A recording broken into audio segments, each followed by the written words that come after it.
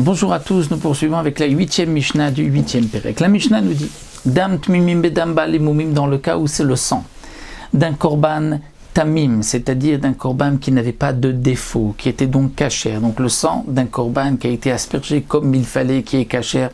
Ce sang-là s'est mélangé avec le dam ba'al mumim, c'est-à-dire d'une bête qui a un défaut, et que donc dans ce cas-là, le sang n'est pas cachère, on ne peut pas asperger le sang de cette bête sur le misbéach. Que va-t-on faire lorsque les deux se sont mélangés? Eh bien, yishafer la'ama. Là, on va verser le tout dans cette petite rigole, dans cette eau qui traverse la Hazara. Et là, Rabbi Eliezer de la Mishnah précédente n'est pas en machloket, comme le précise le Barthénoura, étant donné que ce sang, il est interdit de l'asperger, le sang d'un korban balmoum, d'une bête qui a un défaut. Il y a donc même un issour de la Torah de l'otakrivu, donc on ne pourra pas prendre le tout et l'asperger sur le misbéach, étant donné qu'il y a du sang ou une partie, il y a une interdiction de l'asperger, donc on versera le tout dans cette ama. Ça c'est le premier din de la Mishnah. Kos be kosot. Quel va être le din si le sang d'une bête qui a un défaut, donc un korban, il s'avère ensuite qu'il y avait un défaut, donc le korban est pas soul, ce sang-là s'est mélangé kos bekosot avec d'autres verres de sang cachère. Donc nous avons plusieurs verres, dans certains verres il y a du dam, du sang des korbanot cachères que l'on doit asperger sur le misbéach, et dans un des verres il y a du sang d'une bête balmoum qui a un défaut qu'on ne peut pas asperger sur le misbéach. Que va-t-on faire puisqu'on ne sait pas quel est le sang cachère et quel est le sang de la bête balmoum?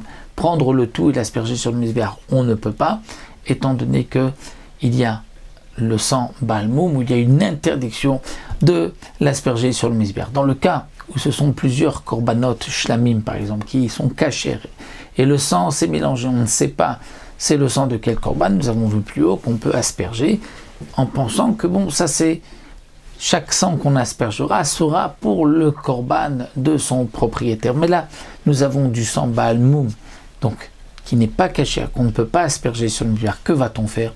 On est obligé, comme nous l'avons vu auparavant, normalement de le verser, la hama, de tout verser dans cette rigole qui traverse la Hazara. Mais quel va être le din si Bedi Avad, on a pris un verre, on a aspergé sur le misbéach, le reste pourra maintenant être aspergé? Est-ce qu'on peut dire que c'est le sang du balmoum qu'on a déjà aspergé par erreur, mais donc ce qui reste pourra être aspergé sur le misbéach ou pas? Ou on va dire que peut-être il y a là un des verres, le sang du balmoum, qui a un défaut qu'on ne peut pas asperger. Et là nous allons voir une machloquette dans notre Mishnah. Kos bekosot. Rabbi Eliezer nous dit Im karaf kos echad ikribu kol hakosot. S'il y a un verre qui a été aspergé, eh bien, on pourra asperger tous les autres verres. Pourquoi? Parce que, comme Rabbi Eliezer l'avait dit plus haut, concernant les membres d'un korban, si on a brûlé le membre d'un korban cachère, qui s'est mélangé avec d'autres membres de korbanot non cachères, si on a pris un morceau qu'on a brûlé sur le misbéach, on pourra brûler tous les autres morceaux parce qu'on considère que le morceau non cachère pour le korban a déjà été brûlé. Là aussi, le premier verre, on va considérer que c'était le verre qu'il ne fallait pas asperger et qu'on a fait sans faire exprès. C'est vrai qu'on aura transgressé puisqu'on l'a fait sans faire exprès, mais ce qui reste, on pourra asperger sur le misbéach.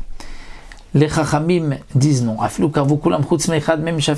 Même si on a aspergé tous les verres, et il en reste un, on ne dira pas que le sang du balmoum se trouve dans les verres qui ont déjà été aspergés. On va penser que peut-être c'est ce dernier-là, et donc on ne pourra pas l'asperger, on devra le verser dans la hama, dans cette rivière, ces petites rigoles qui traversent la Hazara. Donc le Barthénoura explique pourquoi la Mishnah a eu besoin de se répéter, de rapporter la marloquette de Rabbi Eliezer de Chachamim une fois à propos des membres et une deuxième fois maintenant à propos du sang. Alors le Barthénoura explique que si on nous avait enseigné la marloquette à propos des membres, on aurait pu dire qu'étant donné que la zrika avait été faite comme il fallait, et donc c'est pour cela que Rabbi Eliezer dit si on a déjà brûlé un membre, on brûlera tout ce qui reste. Mais pour les vers, étant donné que le sang c'est l'essentiel de la kapara, et que là on ne peut pas, puisqu'on a un doute, peut-être que là non, on ne pourra pas asperger. Donc même dans ce cas, l'Arabe Blazer nous dit, si on a déjà aspergé un verre, on pourra asperger les autres verres en pensant que c'est dans le premier verre que se trouvait le sang de la bête qui avait un défaut.